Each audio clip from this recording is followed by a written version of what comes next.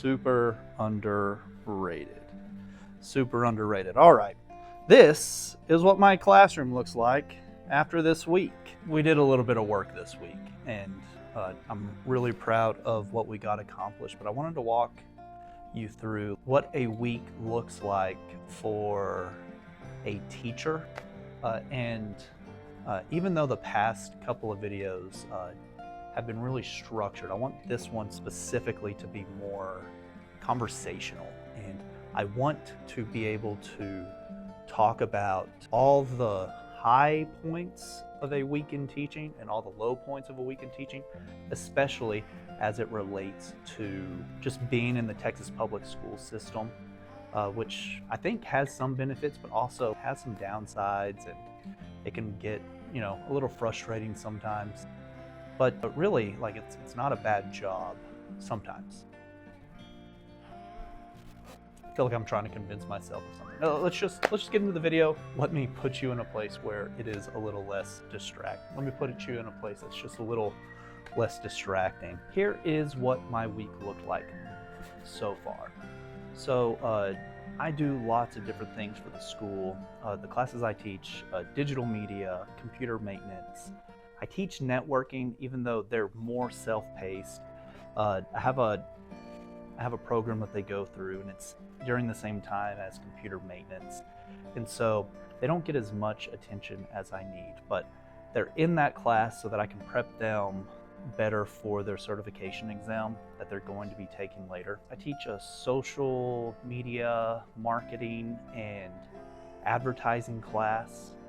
Also teach web game development, game programming, and man, I feel like there's one more else I'm forgetting. Oh, principles of information technology.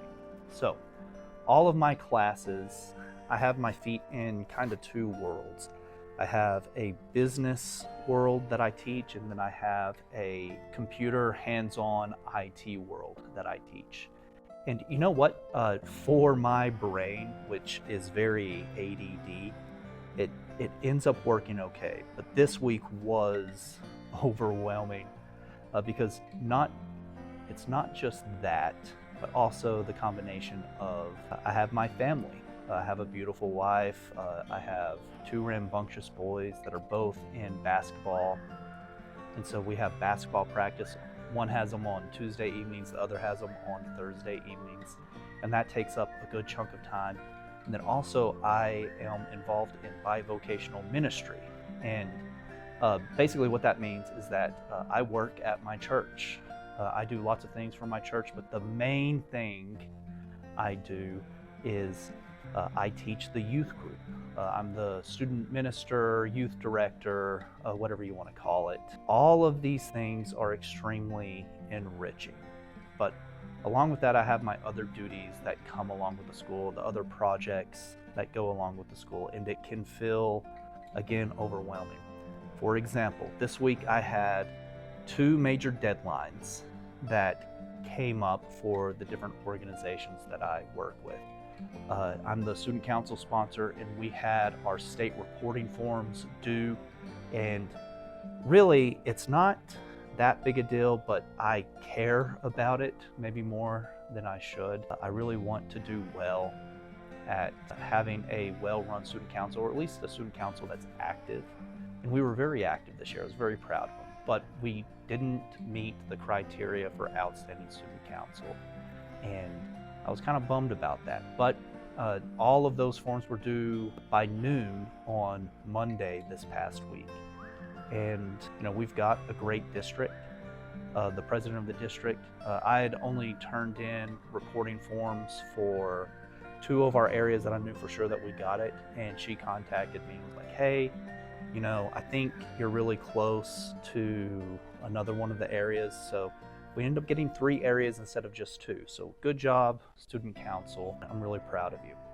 The other big deadline that we had is we were submitting a film, an advertisement in my advertising class. It's been our big project all semester, is creating a advertisement for the Texas Association of School Boards, specifically focusing on Texas public schools and the benefit that they have. And that turned out really good, but it took a lot of editing because my advertising class, they don't know how to edit. And it wasn't something that I could pass off to another student. So they wrote the script, they did the filming. We had a very talented student take the lead as far as the face of the ad. And then I spent a lot of extra time going through and editing, making small changes, showing it to the class again, getting their suggestions, trying to work on it with the class.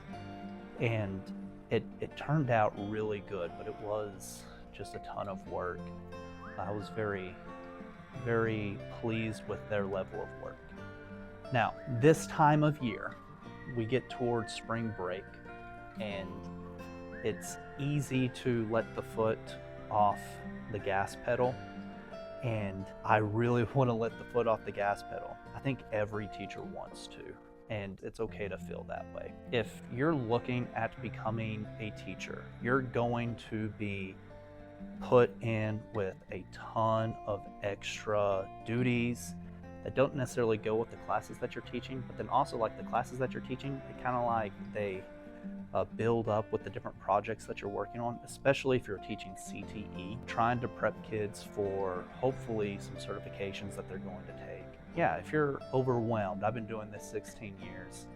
Yeah, the feeling of being overwhelmed as you're preparing for big deadlines or preparing for a big test, that never really goes away. And it's something that you need to consider before you actually become a teacher. Now, with that being said, the Texas Public Schools, even though they're not perfect, they do create some good opportunity. But then also they do weird stuff. The big thing in the news, and I'm not gonna go too much into it other than they should have funded schools last year, but then they attached something called vouchers to it where they wanted to fund people going to private schools.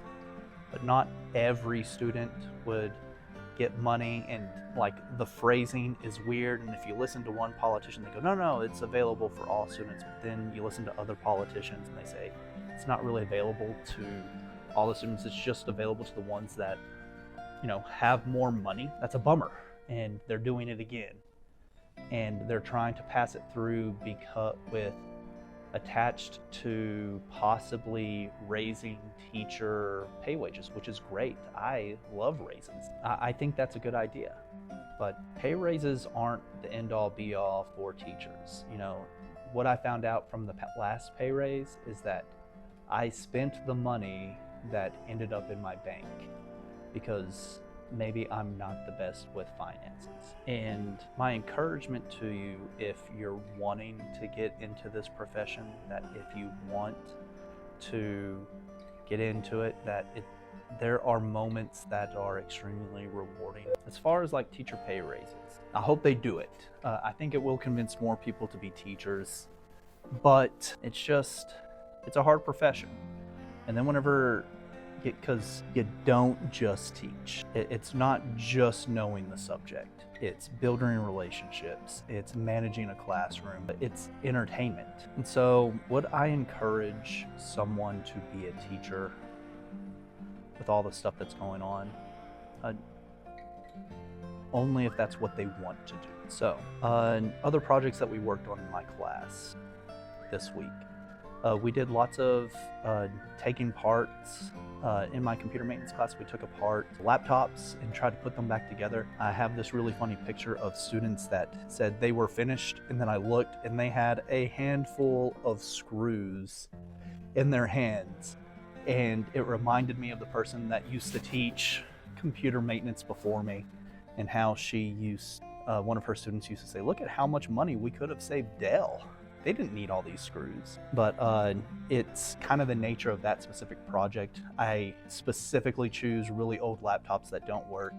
They take them apart, we look at all the parts, and then we discuss which parts are the most difficult to take apart, why new laptops are built more modularly, and then even why they're going to being all soldered motherboards, just because it's just easier to make people purchase a new computer. My Principles of IT class, We're working on cybersecurity.